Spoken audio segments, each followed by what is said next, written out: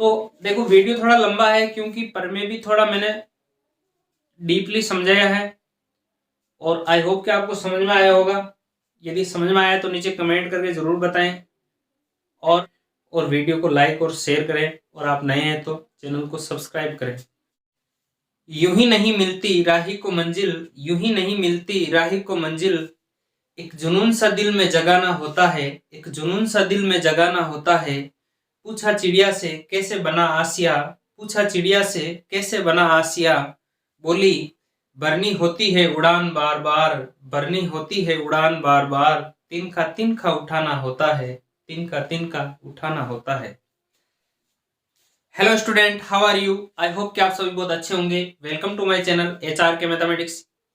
यहाँ पर हम पढ़ रहे हैं कक्षा 10th NCERT मैथमेटिक्स और आज हम शुरू करने जा रहे हैं चैप्टर 6। चैप्टर 6 है ट्राइंगल यानी त्रिभुज।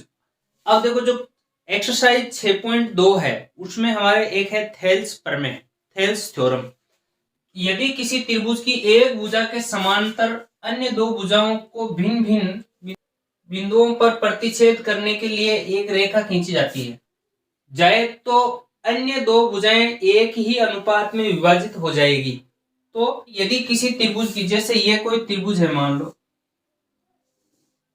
ये हमने एक चित्र बनाया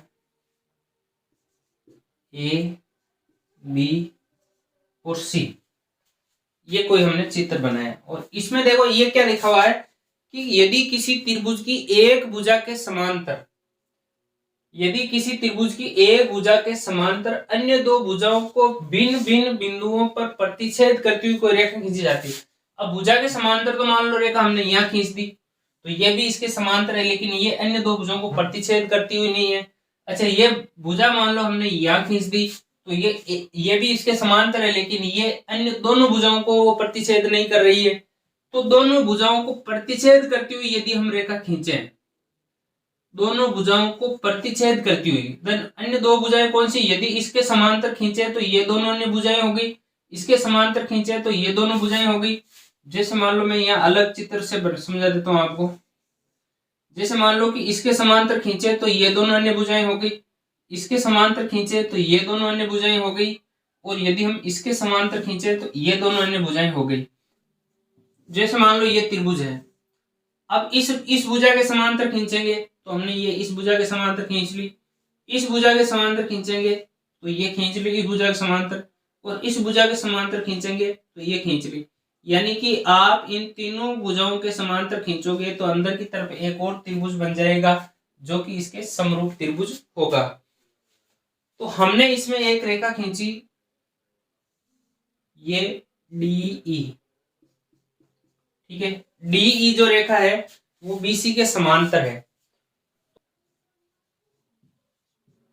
दिया हुआ जो हम जब भी प्रमेय सिद्ध करते हैं तो हमें ये दिया हुआ सिद्ध करना और उपपत्ति, ये तीन पद हमें लिखने होते हैं। दिया हुआ, फिर हम लिखेंगे सिद्ध करना, और फिर हम यहाँ पर लिखेंगे रचना, और फिर हम यहाँ लिखेंगे उपपत्ति। ये प्रमेय को सिद्ध करने का एक क्रम होता है। पहले दिया हुआ लिखो, फिर सिद्ध करना लिखो, फिर रचना लिखो और फिर उपपत्ति लिखो। तो ये है दिया हुआ। तो देखो दिया हुआ क्या है, त्रिभुज ABC में DE समांतर है BC के, ये दिया हुआ है। अब हम इसमें लिखेंगे सिद्ध करना, सिद्ध करना,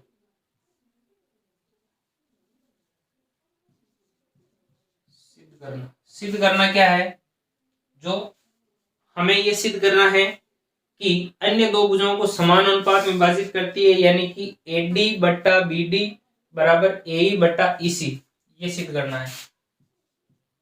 AD बट्टा BD बराबर AE बट्टा EC, ये हमें सिद्ध करना, रचना करनी पड़ेगी। हम क्या करेंगे, हम क्या करेंगे, एक रेखा खींचेंगे ऐसे,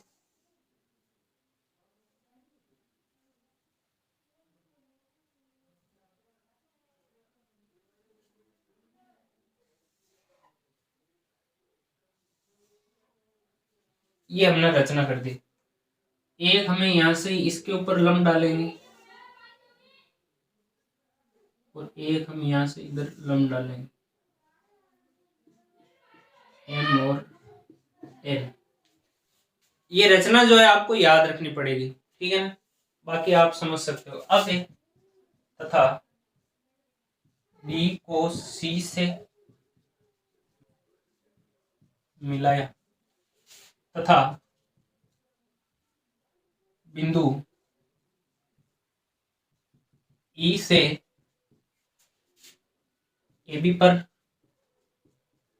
लंब ई एम और डी से ए सी पर डी एन खींचे। अर्थात आप इसको ऐसे लिख सकते हो, एम ई लंब है ए बी पर और डी एन लंब है ए सी पर।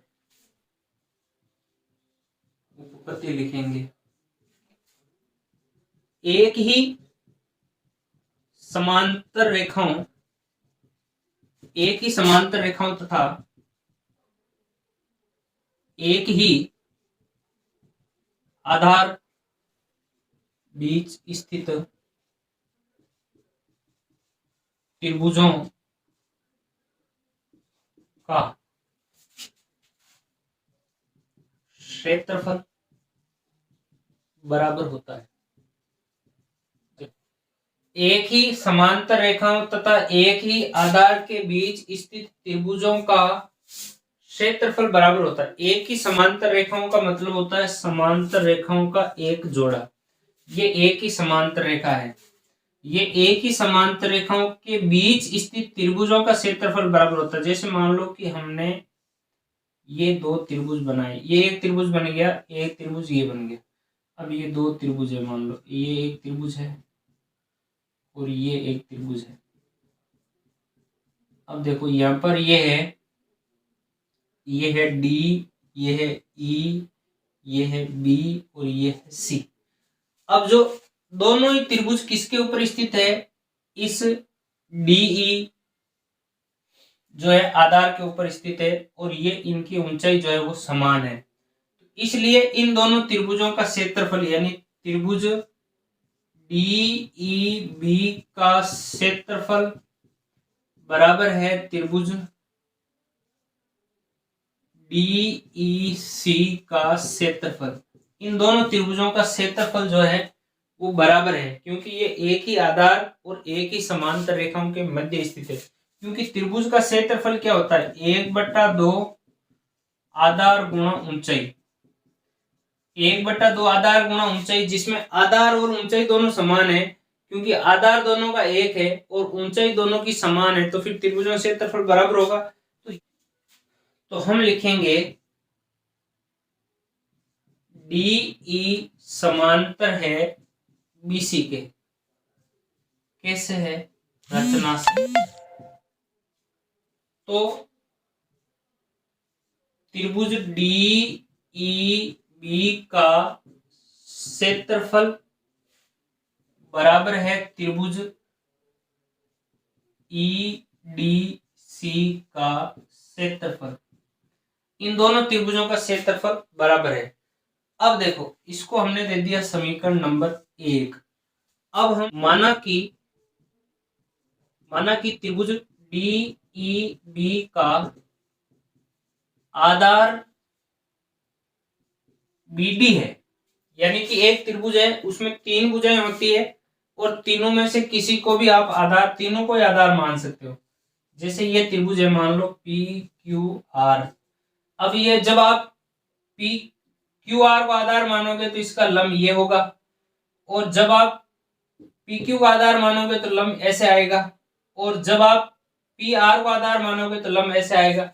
यानी कि तीनों भुजाओं को आप आधार मान सकते हो और 3 ही इसके लंब हो सकते हैं या इसकी ऊंचाइयां हो सकती है। जो त्रिभुज है डीईबी, तो जब आधार बीडी है तो इसकी ऊंचाई एम ई होगी। आधार बीडी है तो ऊंचाई एम ई होगी। ऊंचाई बराबर, आधार बराबर तो है बी डी, तो ऊंचाई बराबर है एम ई। त्रिभुज डी ई बी का क्षेत्रफल हो जाएगा 1/2 आधार गुणा ऊंचाई, आधार गुणा ऊंचाई। त्रिभुज डी ई बी का क्षेत्रफल आएगा 1/2, आधार आएगा बी डी और ऊंचाई आएगी एम ई। ठीक है ना, इसको आपसे समीकरण नंबर 2 दे दो। देखो त्रिभुज ई डी सी में माना कि आधार क्या है, ईसी है। ईसी है तो लंब क्या होगा, आधार बराबर ईसी है तो लंब होगा इसका, लंब को आप ऊंचाई कहोगे, लंब कहो चाहे ऊंचाई कहो, ऊंचाई हो गई आपके डीएन, ऊंचाई हो गई डीएन। जब इसका आधार ईसी है तो ऊंचाई क्या होगी, डीएन होगी। ठीक है ना, तो फिर त्रिभुज ईडीसी का क्षेत्रफल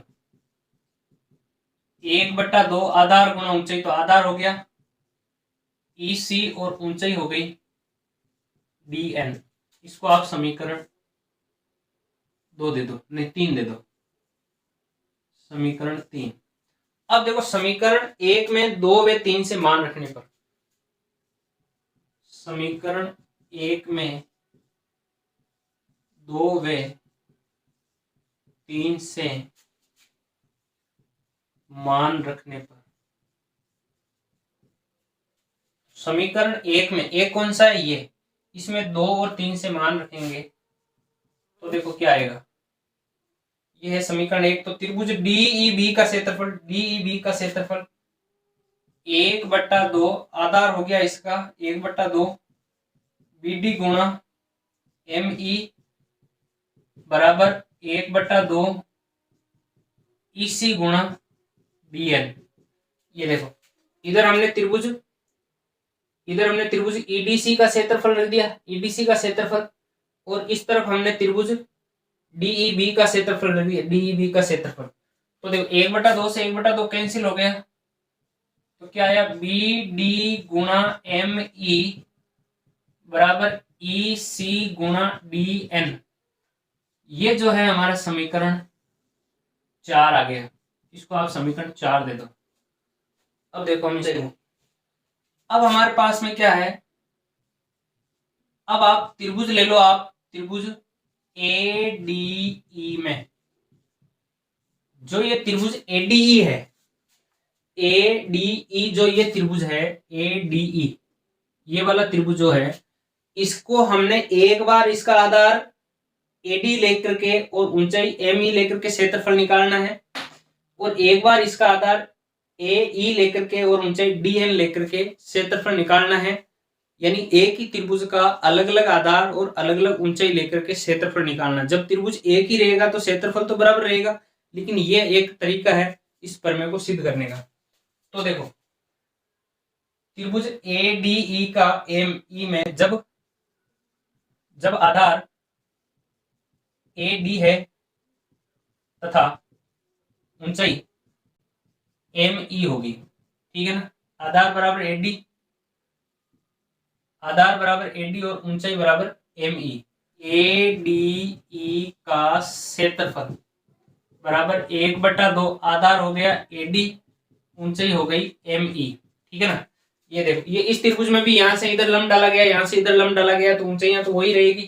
तथा जब आधार ए ई है तथा ऊंचाई डी एन है, तो त्रिभुज ए डी ई का क्षेत्रफल, ठीक है ना, 1/2 आधार हो गया ए ई और ऊंचाई हो गई डी एन। ठीक है, अब जब देखो ये त्रिभुज जो है, इसको हमने समीकरण 5 और समीकरण 6 दे दिया। तो जब समीकरण 5 और 6 से समीकरण 5 और 6 से हम क्या लिखेंगे कि 1/2 एडी गुणा एम ई बराबर है 1/2 ए ई गुणा डी एन। ठीक है ना, यानी जब ये दोनों क्षेत्रफल त्रिभुज एडी का क्षेत्रफल है, एडी का क्षेत्रफल है, तो 1/2 एडी गुणा एम ई और 1/2 ए ई गुणा डी एन, ये दोनों भी बराबर। अब आप इसमें भी देखो 1/2 कट जाएगा, तो एडी गुणा एम ई बराबर है ए ई गुणा डी एन। ठीक है ना, इसको आप समीकरण नंबर 7 नाम दे दो, समीकरण नंबर 7 नाम दे दो।